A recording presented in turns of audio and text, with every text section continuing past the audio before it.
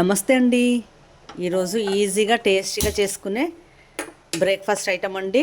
టమాటా bath చేసి చూపిస్తున్నా. Stove మీద గిన్నె పెట్టేసుకున్నా, ఆయిల్ వేసేసుకుంటున్నానండి. ఆయిల్ వేడైపోయింది. కొన్ని పల్లీలు, ఒక 2 స్పూన్స్ అన్నీ. ఇప్పుడు కొన్ని ఆవాలు. చాలా ఫాస్ట్గా అయిపోతుందండి. టేస్ట్ కూడా చాలా బాగుంటుంది.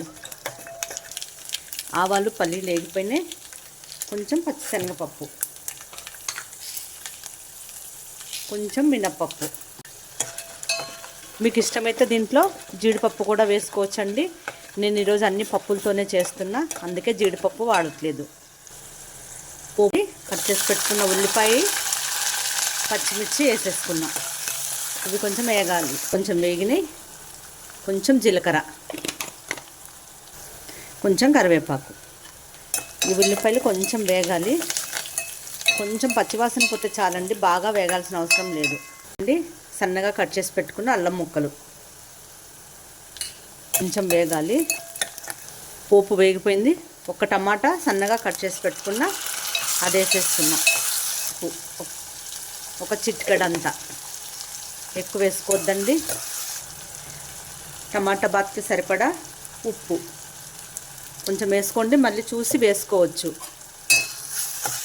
మూత పెట్టుకొని టమాటా కాస్త మగ్గనివ్వాలి. టమాటా మగ్గిపోయిందండి. ఈ గ్లాస్తో ఒక గ్లాస్ తీసుకున్నా అండి రవ్వ.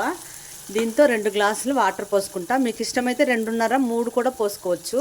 కొంచెం పలచగా తినేవాళ్ళు 3 పోసుకోండి. లేదు అనుకునే వాళ్ళు ఒక 2, 2.5 పోసుకోవచ్చు. నేను ఒక 2 గ్లాసులు పోస్తున్నానండి, నాకు బాగా జారుడుగా వద్దు. 2 గ్లాసులు వాటర్ పోసుకున్నానండి. ఒకసారి బాగా కలిపేసి ఉప్పు చూసుకోండి. ఉప్పు కొంచెం తగ్గిందండి. ఇప్పుడు వేసేసుకుని ఎసరు మరిగిపోతుందండి. మనం తీసుకున్న రవ్వ వేసుకుంటూ కలుపుకోవాలి.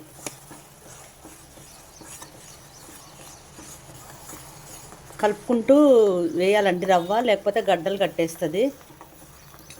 చక్కగా కలుపుకుంటూ రవ్వ బాగా కలిసిపోయింది. మూత పెట్టేసి ఒక 2 నిమిషాలు ఉడకనిస్తా. స్టవ్ సిమ్లో పెట్టుకుంటా. రెడీ అయిపోయిందండి. కొంచెం కొత్తిమీర వేసి ఒకసారి మిక్స్ చేసి స్టవ్ ఆఫ్ చేసుకోవాలి. వేడి వేడి టమాటా బాత్ రెడీ అయిందండి. దీన్ని ఇలా పల్లీ చట్నీతో తింటే చాలా అంటే చాలా టేస్ట్ ఉంటుందండి. ఉప్మా తినని వాళ్ళు కూడా హ్యాపీగా తినేస్తారు. ట్రై చేసి చూడండి. ఓకే అండి, bye. Thank you for watching.